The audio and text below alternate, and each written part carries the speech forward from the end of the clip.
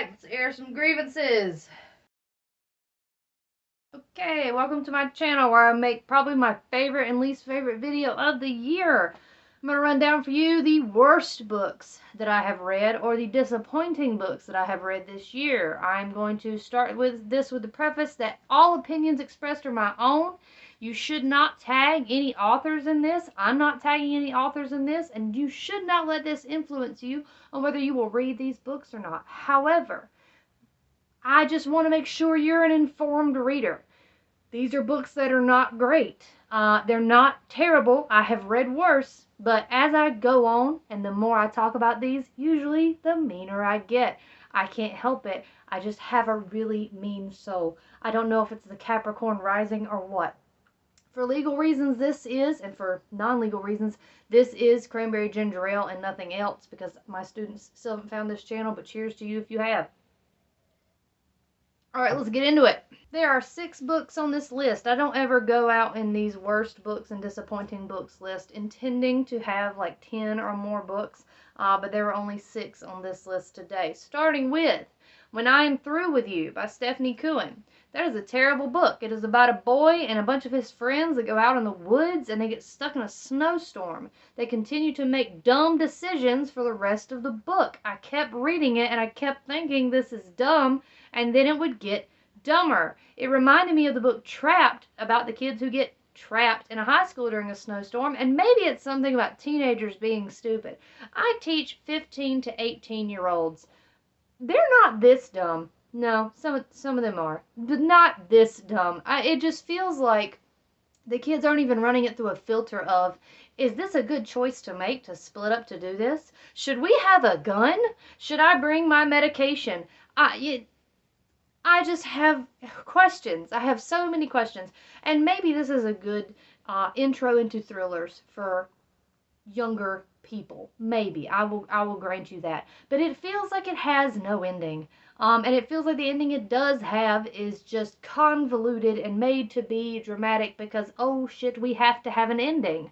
It felt like it was 2 or 3 books at once, which is a problem many books on this list have, actually. And it feels like an editor should have said, hey, do you want them to have the horrors of the natural world, or do you want them to realize the horrors are the people they meet?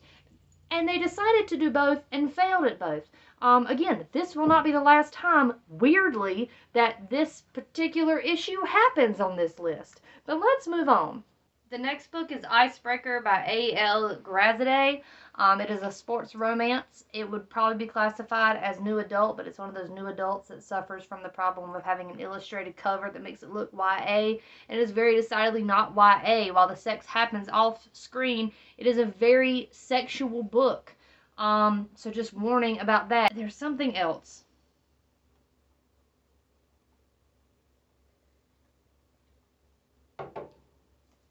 I'll tell you what, I'll move on from it, but I will leave you with this comment that was from a 2-star review of Goodreads. It simply says, there are better books with LGBTQ plus community rep out there. And I could not agree more.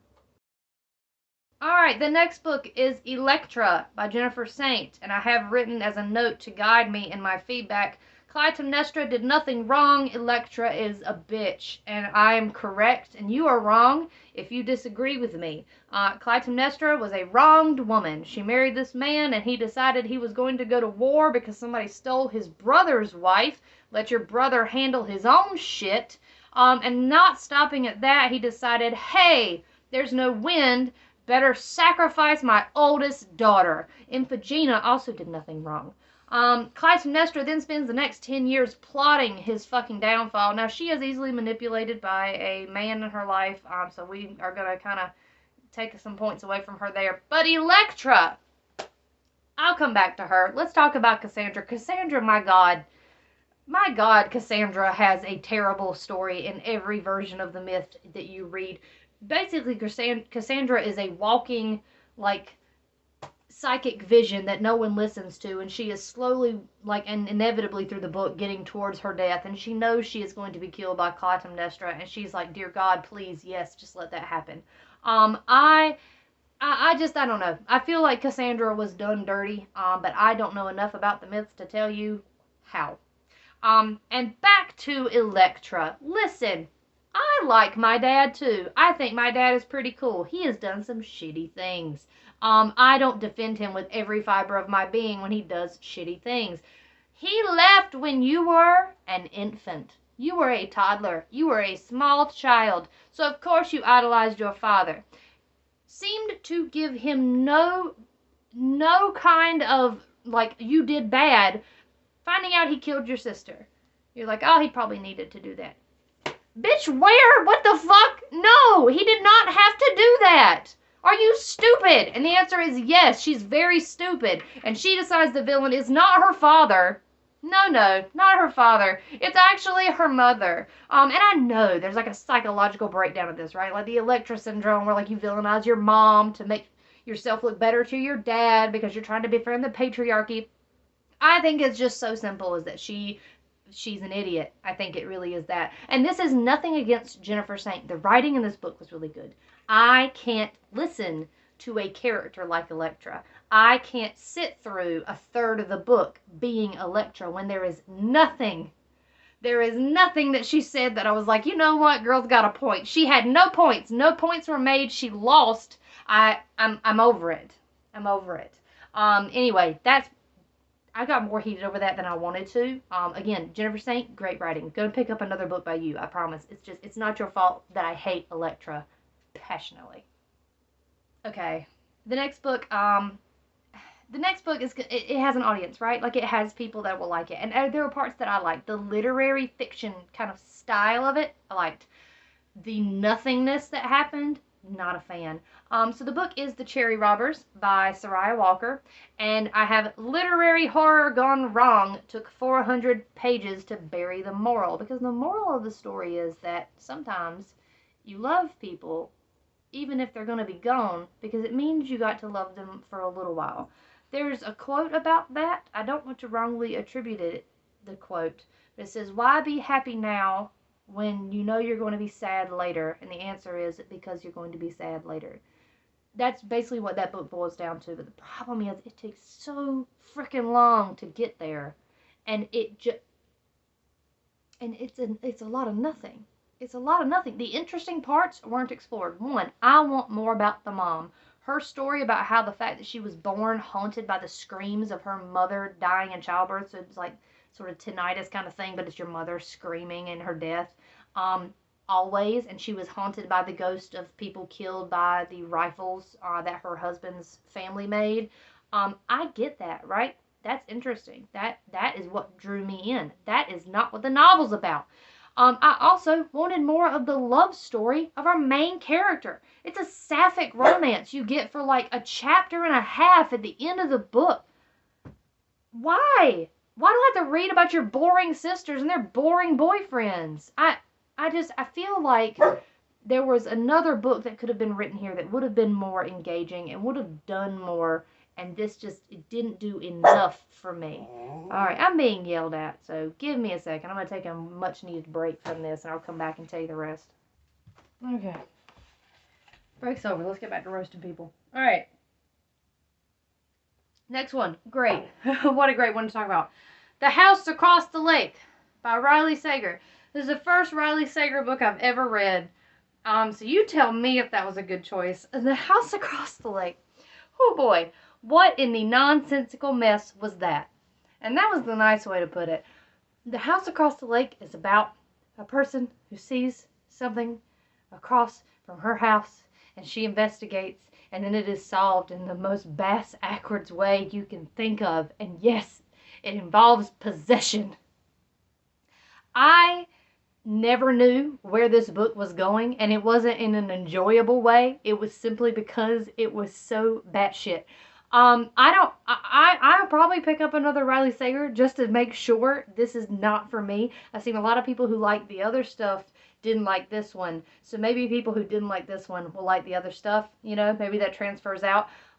Otherwise, I don't know how to explain how much I disliked hearing, because I've been listening to this in an audiobook, what in the crap was going on in this story that involved, like, awful ex-husbands and people dying in a haunted lake. And if you've seen Disturbia, or you've seen Rear Window, you've seen a better version of this book. This book exists. And I think Riley Sager said that. They said, you know, people have read this story about looking at what your neighbors are doing and seeing that something's not quite right. I think I'll make that interesting and involved ghost possession, which was a choice. I don't know if it was a good one. I don't know. But anyway, that's The House Across the Lake. Read it if you want. It's good for a laugh, but I have thoughts. The very last one on this list, it's probably not fair to put at the end given how passionate I just ranted about like 2 of these books, but the very last one on this list is Don't Let In the Cold by Keely Patrick. I don't know a lot about Keely Patrick, and I got this book kind of on a whim. I think I saw it mentioned in another YouTuber's video, and I'm like, oh, that sounds interesting. But this book has the exact same problem that When I'm Through With You has. It is 2 books in one. In fact, it's almost 3 books in one, and let me explain that. So this girl, her mom remarries. She goes to the cabin in the woods where they're going to hang out while the parents go on their honeymoon and meet her new sister who's her age.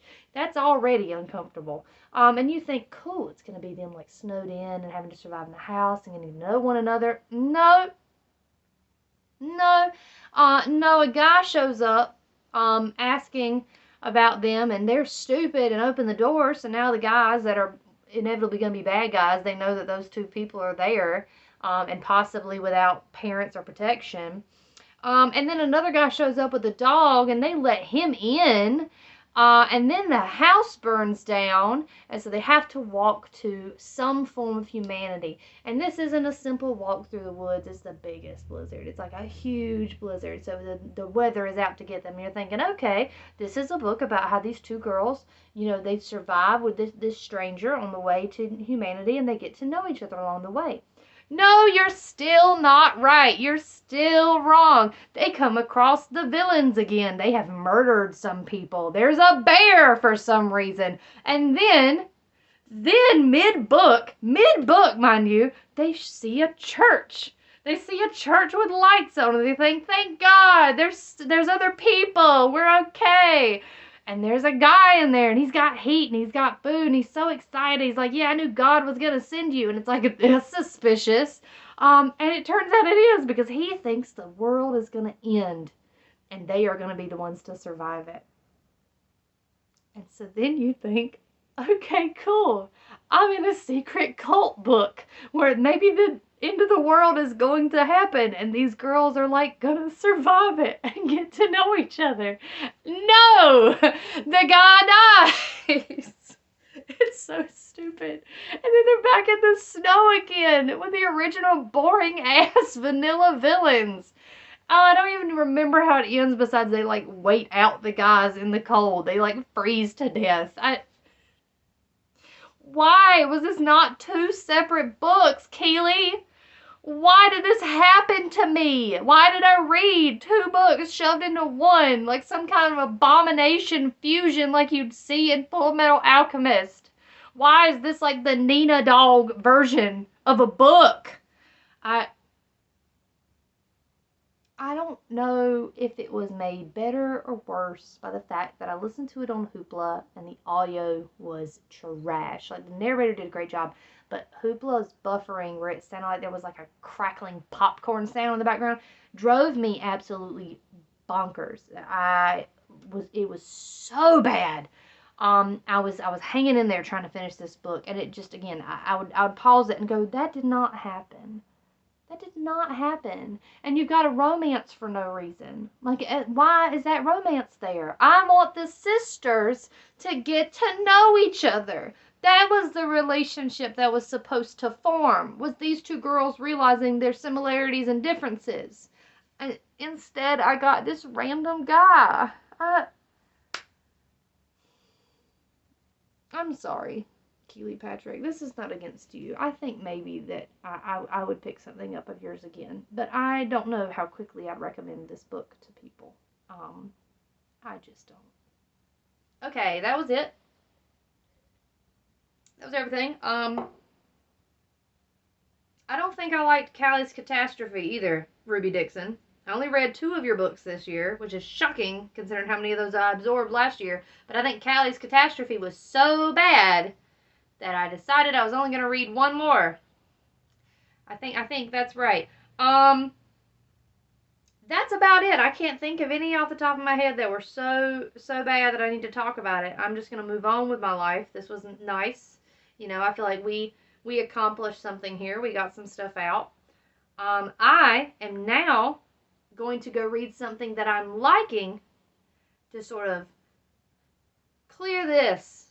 Okay? Hope you enjoyed. What was your least favorite book? What book would you tell me to not pick up? If I was looking to read it next year and you just, no, take it off your TBR. Tell me that one. And again, do not share with authors and stuff. This is me. They don't need to know that this random girl in her library doesn't like their books. But maybe you do. Anyway, hope you enjoyed. I'm going to go calm down.